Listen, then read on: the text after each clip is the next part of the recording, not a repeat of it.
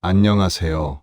오늘은 구준엽이라는 한 남자의 사주를 통해 사랑이라는 이름 뒤에 숨겨진 깊은 운명의 이야기를 들려드리려고 합니다. 1969년 음력 7월 30일, 이 땅에 태어난 구준엽. 그의 사주를 펼쳐보면 가장 먼저 눈에 들어오는 것은 강렬한 불의 기운입니다. 하지만 그 불 속에는 놀랍도록 깊은 물의 기운이 함께 흐르고 있습니다. 이것이 바로 그를 열정의 화신이면서도 인연의 목숨을 거는 사람으로 만든 근본적인 이유입니다. 무속에서는 이런 사주를 혼의 깊은 사람이라고 부릅니다. 겉으로는 뜨거운 불처럼 열정적이지만 그 내면에는 바다만큼 깊은 감정의 세계가 있는 사람. 그래서 그의 사랑은 단순한 감정이 아니라 혼과 혼이 만나는 운명적 만남의 성격을 띠게 되는 것입니다. 특히 그의 사주에서 주목할 점은 인연궁이 매우 강하게 형성되어 있다는 것입니다. 이는 전생부터 이어진 깊은 인연을 만날 운명을 의미합니다. 그런 인연을 만나면 절대 놓지 않고 끝까지 지켜내려는 강한 의지가 사주 곳곳에 새겨져 있습니다. 사람들은 그의 연애사를 보며 바람둥이라고도 하고 사랑꾼이라고도 합니다. 하지만 무속인의 관점에서 보면 그는 단순히 여자를 좋아하는 남자가 아닙니다. 그는 진정한 혼의 짝을 찾기 위해 평생을 헤매온 구도자에 가까운 사람입니다. 그리고 그가 마침내 찾은 것이 바로 구서희원님과의 인연이었습니다. 두 사람의 사주를 겹쳐놓고 보면 이것이 우연의 만남이 아니라는 것을 확연히 알 수 있습니다. 서희원님의 사주에도 구준엽과 동일한 깊은 물의 기운이 흐르고 있었습니다. 두 사람 모두 겉으로는 화려한 연예계에 몸담고 있었지만 내면에는 깊은 고독과 그리움을 품고 살아가는 혼들이었던 것입니다. 무속에서는 이런 만남을 어변의 재회라고 합니다. 전생에서 만나지 못했거나 헤어져야 했던 두 혼이 이 생에서 다시 만나 그 인연을 완성하려는 것입니다. 구준엽과 서희원님의 만남도 바로 그런 성격이었습니다. 두 사람이 함께했던 시간을 보면 단순한 연인 관계를 넘어선 혼의 동반자였음을 알 수 있습니다. 서로의 상처를 보듬어주고 서로의 그리움을 달래주는 존재였습니다. 하지만 안타깝게도 이 땅에서의 인연은 서희원님의 갑작스러운 떠남으로 끝이 나고 말았습니다. 그러나 여기서 주목해야 할 점은 구준엽의 사주에서 이별 후의 행동입니다. 보통 사람이라면 시간이 지나면서 그 아픔을 잊어가겠지만 그의 사주는 달랐습니다.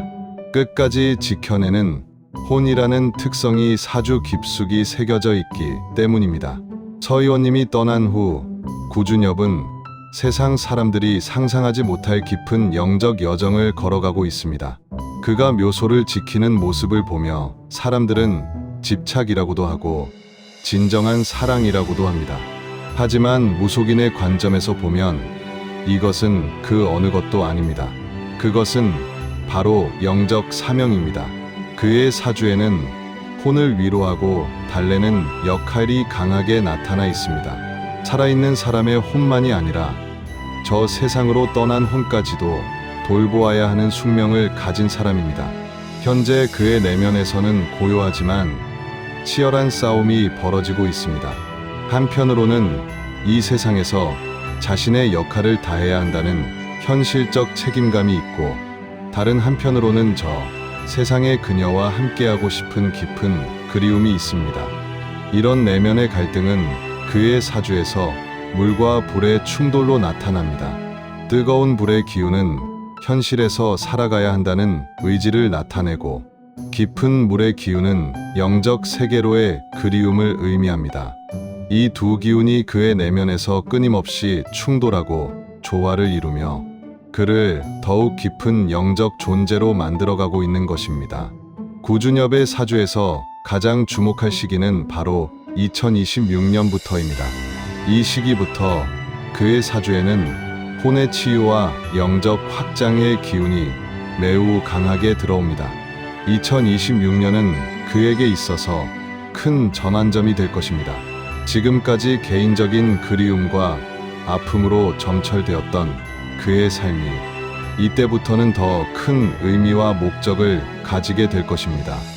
무속에서는 이런 시기를 혼의 성숙기라고 부릅니다. 구체적으로 이 시기부터 그는 자신의 경험을 통해 다른 사람들을 위로하고 치유하는 역할을 하게 될 것입니다.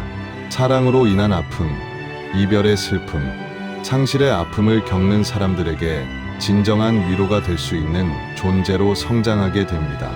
또한 2026년 이후에는 그의 영적 감각이 더욱 예민해집니다. 지금도 충분히 직감이 뛰어난 사람이지만 이때부터는 세상과의 소통도 가능해질 것으로 보입니다. 이것은 단순한 점술이나 예언이 아니라 그의 사주에 새겨진 영적 능력이 개화하는 시기입니다. 누군가는 이 시기를 슬픔의 연장이라고 볼 수도 있습니다. 하지만 무속의 관점에서 보면 이것은 혼의 다음 단계로 가는 여정입니다. 개인적인 사랑과 그리움을 넘어서 더 큰 사랑과 자비로 나아가는 과정입니다. 구준엽, 그리고 그와 같은 깊은 사랑을 경험한 모든 분들에게 전하고 싶은 말이 있습니다. 사람은 육체적으로 떠날 수 있습니다. 하지만 혼은 절대 사라지지 않습니다. 사랑하는 사람의 혼은 사랑했던 사람의 마음 속에서 계속 살아갑니다. 그것이 바로 진정한 영생이고 진정한 사랑의 완성입니다. 구준엽의 사주를 보면서 가장 감동적인 것은 그가 단순히 과거에 머물러 있지 않다는 점입니다. 그는 자신의 아픔과 그리움을 통해 더 깊은 인간으로, 더 성숙한 혼으로 성장해 가고 있습니다. 묘소를 지키는 그의 모습을 보며 혹자는 집착이라고 말할 수도 있습니다. 하지만 그것은 집착이 아닙니다. 그것은 책임입니다. 사랑했던 사람에 대한 마지막 책임을 그는 묵묵히 지켜나가고 있는 것입니다. 그리고 그 책임을 다하는 과정에서 그는 자신도 모르게 더 큰 사랑을 배우고 있습니다. 개인적인 사랑을 넘어선 인류 전체를 향한 자비로운 사랑을 말입니다. 2026년 이후 구준엽은 분명 새로운 모습으로 우리 앞에 나타날 것입니다. 더 이상 아픔에 머물러 있는 사람이 아니라 그 아픔을 통해 성숙해진 지혜로운 사람으로 말입니다. 구준엽의 사주를 통해 본 오늘의 이야기 어떠셨나요? 사랑이라는 것이 단순히 두 사람 사이의 감정이 아니라 혼과 혼이 만나는 우주적 사건이라는 것을 다시 한번 깨닫게 됩니다. 그의 앞날이 밝고 따뜻하기를, 그리고 그가 걸어가는 영적 여정이 많은 사람들에게 위로와 희망이 되기를 진심으로 기원합니다.